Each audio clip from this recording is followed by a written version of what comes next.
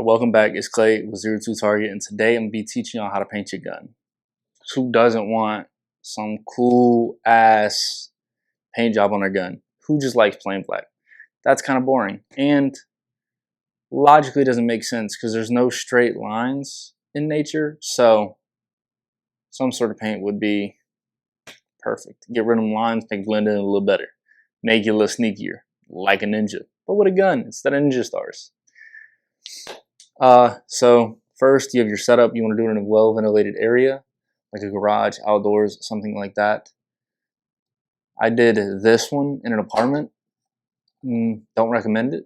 This was actually my first one too. I think it turned out pretty well, but yeah, don't do that. I learned very fast on why you need a well ventilated area, so definitely do that. But what I did was I took like a moving box, assembled it, taped it, stuff like that, but left the front open, and then cut one of the longest sides off, set it on its side, and then had a piece of wood over the top.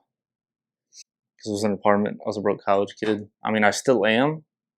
Different college, different level, but still am. But that's how I did it. And then I've seen people do wire hangers or rope. I did rope through like the holes of the handguard right here. You can also do it laying, like with the gun laying down flat like it is right now. But then you paint one side, flip it, paint the other. Where if it's hanging, you can do like full 360, get the layer done all at once, which I would recommend that. So yeah, step one would be to take apart and remove any moving parts or anything really you don't want painted, like accessories and stuff. So like I removed the flashlight, iron sights, optic. Some people paint their optic. I'm not going to do that. I don't trust myself enough for that. So like remove the things that you can remove.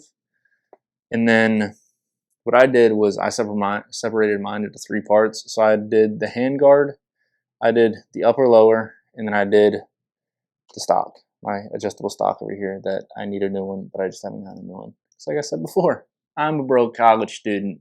But yeah, and then you wanna, once you get everything removed, step 2 is to clean, wipe it down with all rubbing alcohol. It just helps the paint stick better. It gets rid of the oils or any debris that is on there, any gun residue, stuff like that, like powder residue, anything like that. So use rubbing alcohol to wipe it down. And then tape off anything that you couldn't or didn't want to remove that you don't want painted. So like I didn't remove my barrel, left that in there, taped it off. Buffer tube, just taped it off. Charging handle, I taped it off like halfway. I don't know if y'all can tell, but like the top is still black, but the back and sides aren't. Because I just didn't want paint to get down into the gun itself. You're going to want to close your dust cover too as well, just so you don't get any paint on your BCG and then mess that up. Don't want to do that. You can tape off your mag well. I didn't really have any problems with paint going up in there. In hindsight, probably should have, but I didn't. Probably would recommend it. And I also taped off my trigger because I didn't want to fully disassemble everything. And then, so once you got all that taped off, hung up, you're ready. So I used Rapco paint. I know a lot of people use Rapco paint. It's the most durable in my opinion. It's super easy to use. It's kind of expensive, but like I use the same 4 cans for all of my guns. Now I don't have the most guns, but I feel like that's pretty good. I mean, I even have my everyday carry right here, the Bodyguard 2.0. They now make this colorway, which kind of aggravates me, but I painted this myself, as you can see, and this is the same process. Stripped down, removed everything, taped off the iron sights, stuff like that. Same process as this. Same with like a shotgun, with a hunting rifle, tape off the barrel, stuff like that. Don't have to take apart as much, but you do have to tape off a lot more. This one, as you can see, all the little controls, the little safety, taped all that off. I think I actually removed it. Basically just field stripped the gun, took it apart completely, took the barrel out, all that, then did it. So I'd say pistols are a little easier, especially if you only do like 1 or 2 colors. You don't have to apply a stencil, but you know, stencils are sometimes cool. So then for the painting, I did my lightest layer. So I did if you can see it, I'll actually set this up so I can show you every color I did. And then the paints and like all the wrap coat paints that I used, I'll put down in the description below. And then the stencil I also used for this, it was an M81, it was the Freedom stencil. And then I'll put all the like the colors and stuff that I used for here, but they're like kind of long and kind of weird, so I'm not gonna like sit here and say them out. So I'll put them down there for y'all in case you're curious if you want to use the same colors as me. I think these are great colors to use. So for the first color I did is this like kind of tan khaki color. It's like a sand color. So you want to do your lightest color first, and then I let mine dry for 24 hours because being an enclosed space, stuff like that, I wanted to make sure it was dry so that way I didn't mess it up or anything like that. And then once 12 to 24 hours, I would suggest going closer to 24. But if you're impatient, it's up to you. You're going to apply your small shapes for your stencil, and then you're going to paint your darkest color. So for mine was black. Let that dry for 12 to 24 hours. Like again, I'm going to say for all these, I'd say leave it for 24 just to be safe. Want to make sure everything's dry. There's nothing tacky, stuff like that.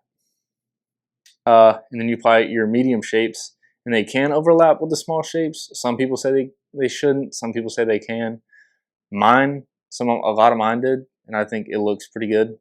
Probably should have applied a little more stencils than I did, but I didn't, and I kind of like it.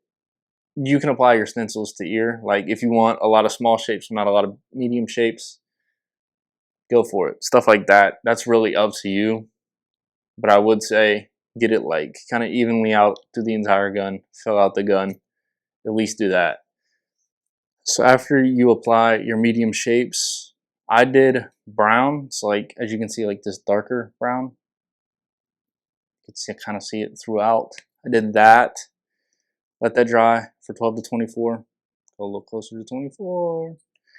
And then you're gonna do your large shapes. Those are, you're gonna wanna overlap those, and you wanna go for at least like around 50% coverage of the large shapes.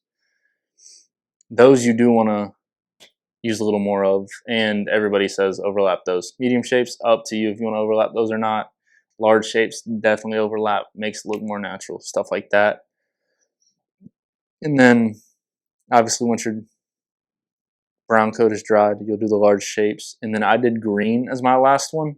Some people have them flip-flopped where they'll do green and then do brown, but that kind of depends on the area you live in. I have a little more green in nature around me, so I did green last, whereas it's really up to you too, but I did green last. Some people say you want to do your lightest, your darkest, and then you're gonna do green and then brown. So your second darkest and then your third darkest is the last one. Kind of confusing, but what I did tan, black, brown, green. Some people would do like their lightest colors, so like tan, black, brown, green, or green, brown. It's completely up to you. This video of how I did it, and then I'll put the order in the comments down below with like the wrap coat paint, all that stuff. And then after I did the last coat, I let mine sit for at least 24 hours. I think I actually let mine sit a little closer to 36 hours just to be safe, make sure everything was good, no paint was going to come up, nothing like that. And then you remove all your, once time's up, obviously, you're going to remove your stencils and your tape, and you're going to reassemble the gun, and then you're done. If you want to distress it, you can use like steel wool once you removed the stencils. I didn't. I'm just going to like naturally let it just said it. Forgot the word, now I'm blanking. But distress, if you want to naturally let it distress, that's what I'm doing. Also, if you want to, before you clean it with rubbing alcohol, you can do like light sanding, like very fine grit sandpaper, just to help the paint stick. But I didn't do that. And honestly, I painted this probably a year ago. Shot thousands of rounds through it since then, because a lot of people love this gun, as do I. And paint is still doing extremely well.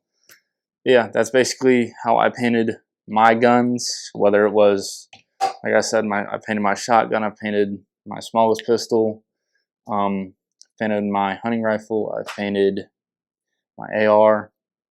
And yeah, I mean, the only really difference is if you're doing like just like a two-tone like this, obviously you'll clean and stuff and then just spray it, let it dry for 24 hours. Take whatever you taped off, take the tape off, and then reassemble it. It's a lot easier if you only do it like this, but still like a stencil. That is the steps that I took, and I'll put all these steps down in the description for y'all. All the colors I used, order I did it in. And like I said, I'm reiterating this because I know people may get mad at me in the comments, but I did lightest, darkest, and then you can do a shade of brown and then a shade of green. Some people switch to shades of brown and green. Some people do green then brown. I did brown then green. Kill me if you want.